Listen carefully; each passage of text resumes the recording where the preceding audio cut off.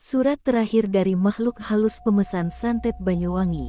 Bisikan di balik gerimis malam. Gerimis tipis menyelimuti jalanan berliku menuju desa Genteng, Banyuwangi. Kabut dingin menari di antara pepohonan jati yang meranggas, menyembunyikan setiap jejak kaki yang menapak tanah becek. Suara derit ranting dan gemerisik daun kering memecah sunyi, seolah kelopak semesta menahan nafasnya untuk mendengar apa yang sedang bangkit dari dalam desa tua ini. Konon, hanya mereka yang cukup nekat, atau cukup gila, yang berani datang mendekat ketika rembulan terbungkus awan gelap, menantang hawa mistis yang menyelimuti setiap sudut desa Genteng. Aku, Dana, memutuskan malam ini adalah malam keberanianku diuji. Reputasi santet Banyuwangi yang menakutkan telah menyebar kemana-mana, korban yang hilang tanpa jejak, wajah memucat ditemukan setengah tenggelam di parit, hingga suara bisikan mengerikan yang merekam kegilaan hati. Namun aku bukan sekadar pencari sensasi. Semenjak sahabat kecilku, Rina, berubah menjadi sosok pendiam setelah pulang dari Genteng setahun lalu, rasa penasaran dan rasa bersalah terus bergelayut di benakku. Katanya, Rina pernah mendengar suara bisikan memintanya datang kembali, sebelum ia lumpuh panik dan pingsan berkali-kali.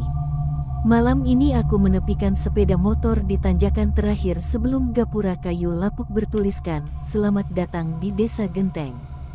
Tulisan itu hampir terkikis, hanya goresan hitam tersisa di papan kapur memudar. Lampu depan motorku menyorot jalan setapak sempit, diapit pagar bambu usang yang sebagian sudah roboh. Rasa dingin menusuk tulang punggungku, tetapi semangat menembus kabut mencekiku untuk terus melangkah.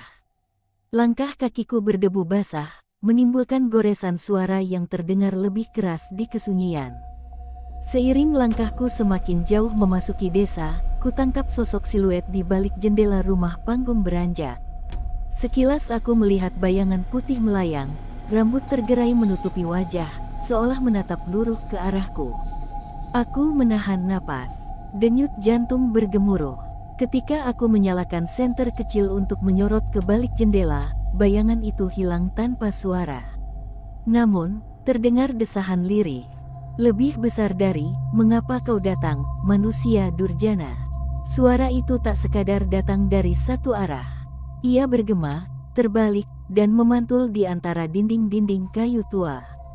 Seakan desa ini adalah lubang hitam yang menelan rasa aman, lalu memuntahkan kembali ketakutan yang paling dalam. Kepalaku berdenyut, kutegakkan tubuh, berusaha bersuara. "Lebih besar dari, siapa di sana?" Namun yang terjawab hanya tawa parau, merayap di ujung telinga seperti semut hitam bergeliat. Aku terkesiap mundur beberapa langkah, terlupa bahwa tanah di belakangku adalah parit berair keruh. Celakanya, motor yang kutinggalkan tiba-tiba menyala sendiri. Lampu sein berkedip pelan, seolah mengundang aku menjauhinya lebih cepat. Dalam kegelisahan, aku menyalakan perekam suara di ponsel, karena disinilah suara bisikan santet konon terkuat. Asteris asteris asteris rekaman aktif asteris asteris. Hening, hingga terdengar desahan lagi, lebih jelas. Seperti dua suara berbaur, satu lembut, seperti perempuan menua, satu lagi kasar, seperti pria berlumuran lumpur. Mereka berbisik, nyaris bersatu. "Lebih besar dari, kembalilah. Jangan membiarkan arwahmu terperangkap di sini." Ponselku bergetar, bar notifikasi muncul tanpa henti, meski aku tak ada sinyal seluler. Sekilas terlihat 3 titik merah berkedip, seolah ada panggilan masuk dari nomor rahasia. Tangan gemetar, kulihat layar, tertulis, "Arwah Genteng." Aku hampir menekannya. Rasa penasaran mencekam, tetapi naluri bertahan hidup memaksaku mundur. Kuingat Rina yang pulang pucat setahun lalu. Penampilannya sepintas baik-baik saja, tapi tatap matanya seperti kosong, jauh menatap bayangan yang hanya ia yang bisa lihat. Perkataan terakhirnya sebelum amnesia ringan menyerangnya. "Lebih besar dari, mereka memanggil namamu." Mendadak, langkah rapat bergema di belakangku. Sejumlah sosok menyembul dari balik rawa dan pondok reyot, sosok darah keruh membasahi baju putih pirang, wajah terbalik, bocah-bocah dengan mata hitam menatap hampa. Mereka berjalan pelan, berbaris, tanpa suara. Bayangan tubuh mereka merambat, jarak mereka semakin dekat, menopang keheningan yang semakin pekat. Hatiku berdebar sekencang genderang perang. Aku terkurung di tengah lorong gelap, dikelilingi deret mayat hidup tanpa suara, menunggu bisikan mematikan. Kulangkahkan kakiku dengan susah payah, berbalik, dan berlari, menepis rasa dingin yang mencoba meremas jantung. Setiap napas menarik kabut lebih tebal ke paru-paru, tetapi aku terus berlari, menembus pertigaan jalan desa yang sempit. Suara bisikan itu mengekor, berganti, teks pun terputus pada pita rekamanku. Sebelum aku lenyap ke kegelapan hutan jati, ku dengar satu bisikan memanggil sekali lagi, dalam nada yang paling familiar dan menusuk. Lebih besar dari, Dana, pulanglah, atau kau akan tinggal selamanya di desa Genteng. Lampu sepeda motor yang kini menyala meredup.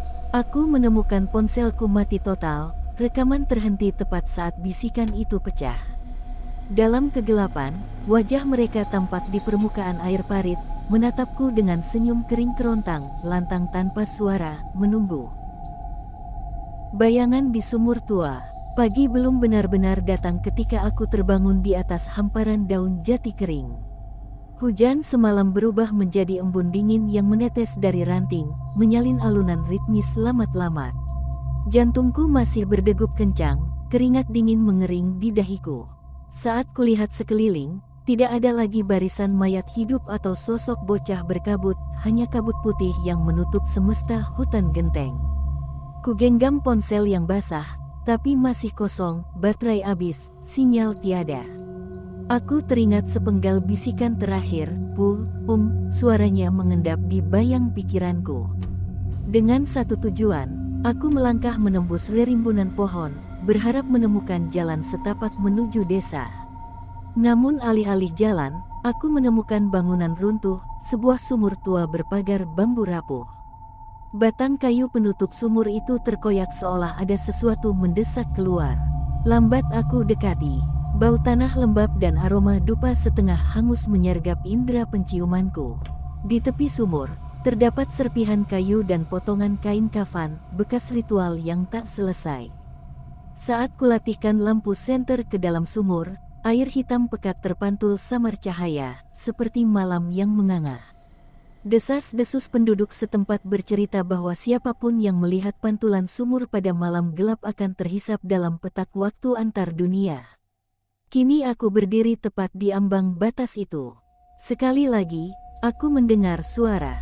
Kali ini dua nada bicara bergantian, saling membentur. Lebih besar dari, kembalilah, bisikan perempuan, lirih. Buka, bisikan pria, dalam. Hatiku mencelos. Aku tahu ini lebih dari sekadar santet, ini panggilan entitas kuno, penjaga sumur gaib. Dengan gemetar, kuletakkan tangan di atas permukaan air. Sejenak aku melihat pantulan diriku sendiri, lelah, pucat, mata sembab, lalu pandangan itu terdistorsi. Dana, bisik serempak, mengelilingi kepalaku. Peluh dingin membasahi bajuku. Tanpa sadar, jemariku menelusuri ukiran di dinding batu sumur, simbol melingkar yang tak ku mengerti. Tepat di bawahnya tertulis huruf Jawa kuno yang menyerupai kata pawasan. Hatiku berpacu, pawasan artinya peringatan atau larangan. Namun, rasa ingin tahuku menyalakan nyala nekat, aku memungut potongan kayu di dekatku, dan mencongkel plakat bambu yang setengah menutup sumur. Batu penutup di pucuk sumur terangkat sedikit, memperlihatkan relung gelap di dalam. Seketika, angin dingin menerpa wajahku, seolah ada makhluk besar di bawah sana. Aku terhuyung, mundur, dan terpeleset ke ujung bambu yang tajam. Tangan kananku tergores, mengalirkan darah merah kental. Rasa sakit menyadarkanku dari kealpaan, aku hampir saja terjerumus. Namun di tengah kepanikan itu, ponselku bergetar sekali, meski baterai masih benar-benar kosong. Layar menyala redup, menampilkan kata tunggal, ikhlas. Tulisannya membeku di mataku. Ejaannya sederhana, tapi maknanya menyesak, lepaskan, serahkan, pasrah. Dalam histeriku, aku mengetik balasan, meniru gaya ponsel usang. Lebih besar dari, apa maksudmu? Beberapa detik berlalu dalam diam mencekam, hingga muncul satu balasan lagi, buka kunci. Malam semakin meredup, kabut pun menipis. Aku menoleh, ada sesosok duduk di tepian sumur, sosok tinggi berbalut kain hitam panjang, wajahnya tersembunyi di balik tudung. Tangannya terulur, menunjuk ke arah jalan setapak lain yang baru kulihat terowongan sempit di balik rempah liar. Suaranya parau ketika akhirnya bicara. Lebih besar dari, jalan pulangmu bukan yang kau kira, Dana. Kunci dirimu ada di balik sumpah korban. Tanganku gemetar menatap sosok itu. Sekali lafaz, ia hilang tertelan kabut. Hanya udara dingin mengalir melewati celah pagar bambu yang rusak. Aku terengah-engah, menahan rasa takut, lalu berusaha merapikan tatapan. Di tangan kiriku kupijam erat motor, rencanaku mengikuti terowongan sempit itu menuju desa Genteng. Namun di dalam hatiku, muncul pertanyaan yang lebih besar. Apa sumpah korban yang harus kubuka, dan apakah aku rela menebusnya untuk bisa pulang?